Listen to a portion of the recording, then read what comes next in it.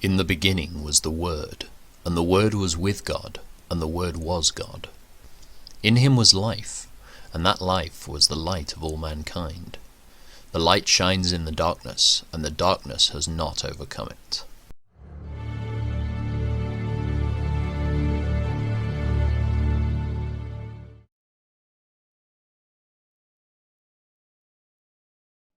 During the 3rd year of King Jehoiakim's reign in Judah, King Nebuchadnezzar of Babylon came to Jerusalem and besieged it. The Lord gave him victory over King Jehoiakim of Judah, and permitted him to take some of the sacred objects from the temple of God. So Nebuchadnezzar took them back to the land of Babylonia, and placed them in the treasure house of his God. Then the king ordered Ashpenaz, his chief of staff, to bring to the palace some of the young men of Judah's royal family, and other noble families, who had been brought to Babylon as captives. "Select only strong, healthy, and good-looking young men," he said. "Make sure they are well versed in every branch of learning, are gifted with knowledge and good judgment, and are suited to serve in the royal palace. Train these young men in the language and literature of Babylon." The king assigned them a daily ration of food and wine from his own kitchens. They were to be trained for 3 years, and then they would enter the royal service. Daniel, Hananiah, Mishael, and Azariah were 4 of the young men chosen, all from the tribe of Judah. The chief of staff renamed them with these Babylonian names.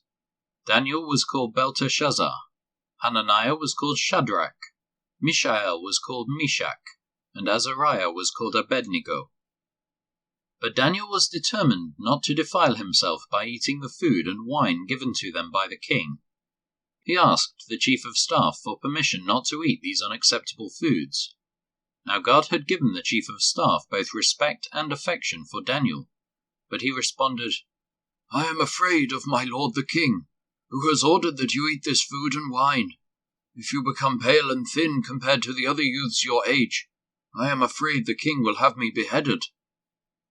Daniel spoke with the attendant who had been appointed by the chief of staff to look after Daniel, Hananiah, Mishael, and Azariah. "Please test us for 7 days on a diet of vegetables and water," Daniel said. "At the end of the 10 days, see how we look compared to the other young men who are eating the king's food. Then make your decision in light of what you see." The attendant agreed to Daniel's suggestion and tested them for 10 days. At the end of the 10 days, Daniel and his 3 friends looked healthier and better nourished than the young men who had been eating the food assigned by the king. So after that, the attendant fed them only vegetables instead of the food and wine provided for the others. God gave these 4 young men an unusual aptitude for understanding every aspect of literature and wisdom. And God gave Daniel the special ability to interpret the meanings of visions and dreams.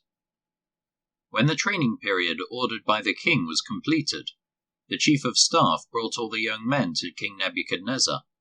The king talked with them, and no one impressed him as much as Daniel, Hananiah, Mishael, and Azariah.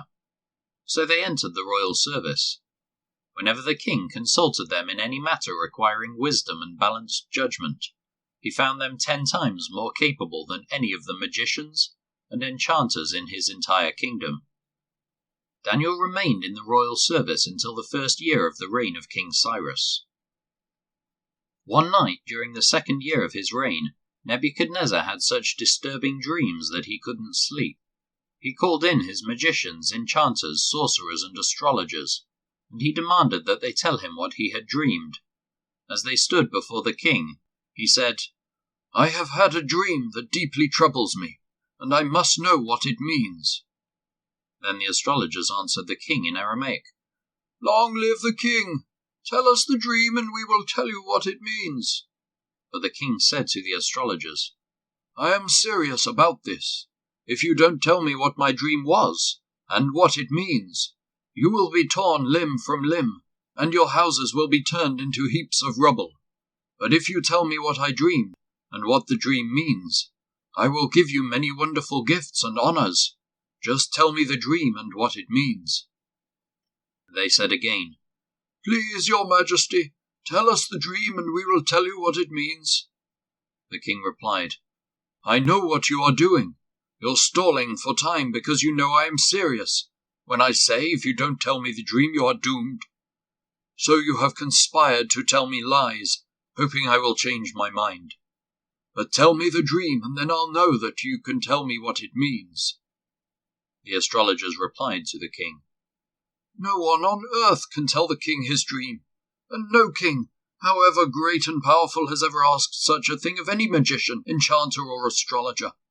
The king's demand is impossible. No one except the gods can tell you your dream, and they do not live here among people." The king was furious when he heard this, and he ordered that all the wise men of Babylon be executed. And because of the king's decree, men were sent to find and kill Daniel and his friends. When Arioch, the commander of the king's guard, came to kill them, Daniel handled the situation with wisdom and discretion. He asked Arioch, "Why has the king issued such a harsh decree?" So Arioch told him all that had happened. Daniel went at once to see the king and requested more time to tell the king what the dream meant. Then Daniel went home and told his friends, Hananiah, Mishael, and Azariah, what had happened. He urged them to ask the God of heaven to show them his mercy by telling them the secret, so they would not be executed, along with the other wise men of Babylon. That night the secret was revealed to Daniel in a vision. Then Daniel praised the God of heaven. He said, "Praise the name of God forever and ever, for he has all wisdom and power. He controls the course of world events. He removes kings and sets up other kings. He gives wisdom to the wise and knowledge to the scholars. He reveals deep and mysterious things and knows what lies hidden in darkness, though he is surrounded by light. I thank and praise you, God of my ancestors, for you have given me wisdom and strength. You have told me what we asked of you and revealed to us what the king demanded." Then Daniel went in to see Arioch, whom the king had ordered to execute the wise men of Babylon. Daniel said to him, "Don't kill the wise men. Take me to the king, and I will tell him the meaning of his dream." Arioch quickly took Daniel to the king and said, "I have found one of the captives from Judah, who will tell the king the meaning of his dream." The king said to Daniel, also known as Belteshazzar, "Is this true? Can you tell me what my dream was and what it means?" Daniel replied, "There are no wise men, enchanters, magicians, or fortune-tellers who can reveal the king's secret. But there is a God in heaven who reveals secrets, and he has shown King Nebuchadnezzar what will happen in the future. Now I will tell you your dream and visions you saw as you lay on your bed. While your majesty was sleeping, you dreamed about coming events. He who reveals secrets has shown you what is going to happen. And it is not because I am wiser than anyone else that I know the secret of your dream, but because God wants you to understand what was in your heart. In your vision, your majesty, you saw standing before you a huge, shining statue of a man. It was a frightening sight. The head of the statue was made of fine gold. Its chest and arms were silver. Its belly and thighs were bronze. Its legs were iron, and its feet were a combination of iron and baked clay. As you watched, a rock was cut from a mountain, but not by human hands. It struck the feet of iron and clay, smashing them to bits. The whole statue was crushed into small pieces of iron, clay, bronze, silver, and gold. Then the wind blew them away without a trace, like chaff on a threshing floor. But the rock that knocked the statue down became a great mountain that covered the whole earth. That was the dream. Now we will tell the king what it means. Your Majesty, you are the greatest of kings. The God of heaven has given you sovereignty, power, strength, and honor. He has made you the ruler over all the inhabited world, and has put even the wild animals and birds under your control. You are the head of gold. But after your kingdom comes to an end, another kingdom, inferior to yours, will rise to take your place. After that kingdom has fallen, yet a third kingdom, represented by bronze, will rise to rule the world. Following that kingdom there will be a fourth one, as strong as iron. That kingdom will smash and crush all previous empires, just as iron smashes and crushes everything it strikes. The feet and toes you saw were a combination of iron and baked clay, showing that this kingdom will be divided. Like iron mixed with clay, it will have some of the strength of iron, but while some parts of it will be as strong as iron, other parts will be as weak as clay. This mixture of iron and clay also shows that these kingdoms will try to strengthen themselves by forming alliances with each other through intermarriage, but they will not hold together, just as iron and clay do not mix. During the reigns of those kings, the God of heaven will set up a kingdom that will never be destroyed or conquered. It will crush all these kingdoms into nothingness, and it will stand forever. That is the meaning of the rock cut from the mountain, though not by human hands, that crushed to pieces the statue of iron, bronze, clay, silver, and gold. The great God was showing the king what will happen in the future. The dream is true, and its meaning is certain. Then King Nebuchadnezzar threw himself down before Daniel and worshipped him, and he commanded his people to offer sacrifices and burn sweet incense before him.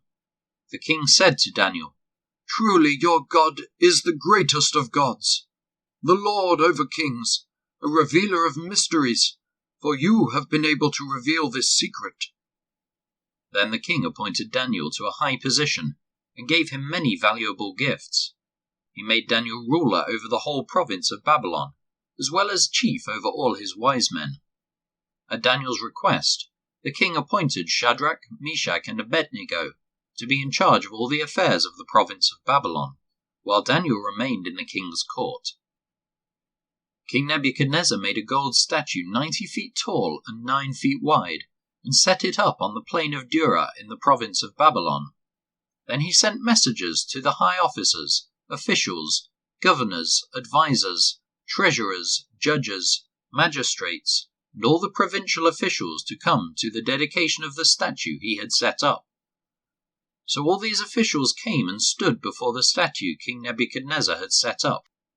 Then a herald shouted out, "People of all races and nations and languages, listen to the king's command. When you hear the sound of the horn, flute, zither, lyre, harp, pipes, and other musical instruments, bow to the ground to worship King Nebuchadnezzar's gold statue. Anyone who refuses to obey will immediately be thrown into a blazing furnace." So at the sound of the musical instruments, all the people, whatever their race or nation or language, bowed to the ground and worshipped the gold statue that King Nebuchadnezzar had set up. But some of the astrologers went to the king and informed on the Jews. They said to King Nebuchadnezzar, "Long live the king! You issued a decree requiring all the people to bow down and worship the gold statue when they hear the sound of the horn, flute, zither, lyre, harp, pipes, and other musical instruments. That decree also states that those who refuse to obey must be thrown into a blazing furnace. But there are some Jews, Shadrach, Meshach, and Abednego, whom you have put in charge of the province of Babylon. They pay no attention to you, your majesty. They refuse to serve your gods and do not worship the gold statue you have set up." Then Nebuchadnezzar flew into a rage and ordered that Shadrach, Meshach, and Abednego be brought before him. When they were brought in, Nebuchadnezzar said to them, "Is it true, Shadrach, Meshach, and Abednego, that you refuse to serve my gods, or to worship the gold statue I have set up? I will give you one more chance to bow down and worship the statue I have made when you hear the sound of the musical instruments. But if you refuse, you will be thrown immediately into the blazing furnace, and then what God will be able to rescue you from my power?" Shadrach, Meshach, and Abednego replied, "O Nebuchadnezzar, we do not need to defend ourselves before you. If we are thrown into the blazing furnace, the God whom we serve is able to save us. He will rescue us from your power, your majesty. But even if he doesn't, we want to make it clear to you, your majesty, that we will never serve your gods or worship the gold statue you have set up." Nebuchadnezzar was so furious with Shadrach, Meshach, and Abednego that his face became distorted with rage. He commanded that the furnace be heated 7 times hotter than usual. Then he ordered some of the strongest men of his army to bind Shadrach, Meshach, and Abednego and throw them into the blazing furnace. So they tied them up and threw them into the furnace, fully dressed in their pants, turbans, robes, and other garments. And because the king in his anger had demanded such a hot fire in the furnace, the flames killed the soldiers as they threw the 3 men in. So Shadrach, Meshach, and Abednego, securely tied, fell into the roaring flames. But suddenly Nebuchadnezzar jumped up in amazement and exclaimed to his advisers, "Didn't we tie up 3 men and throw them into the furnace?" "Yes, your majesty, we certainly did," they replied. "Look," Nebuchadnezzar shouted, "I see 4 men, unbound, walking around in the fire unharmed, and the 4th looks like a god." Then Nebuchadnezzar came as close as he could to the door of the flaming furnace and shouted, "Shadrach, Meshach, and Abednego, servants of the Most High God, come out, come here." So Shadrach, Meshach, and Abednego stepped out of the fire. Then the high officers, officials, governors, and advisers crowded around them and saw that the fire had not touched them. Not a hair on their heads was singed, and their clothing was not scorched. They didn't even smell of smoke. Then Nebuchadnezzar said, "Praise to the God of Shadrach, Meshach, and Abednego. He sent his angel to rescue his servants who trusted in him. They defied the king's command and were willing to die, rather than serve or worship any god except their own. Therefore I make this decree. If any people, whatever their race, or nation, or language, speak a word against the God of Shadrach, Meshach, and Abednego, they will be torn limb from limb, and their houses will be turned into heaps of rubble. There is no other God who can rescue like this." Then the king promoted Shadrach, Meshach, and Abednego to even higher positions in the province of Babylon. If you enjoyed today's video, please remember to share, comment, and subscribe. And if you want to hear more of God's Word every day, don't forget to hit the notification bell.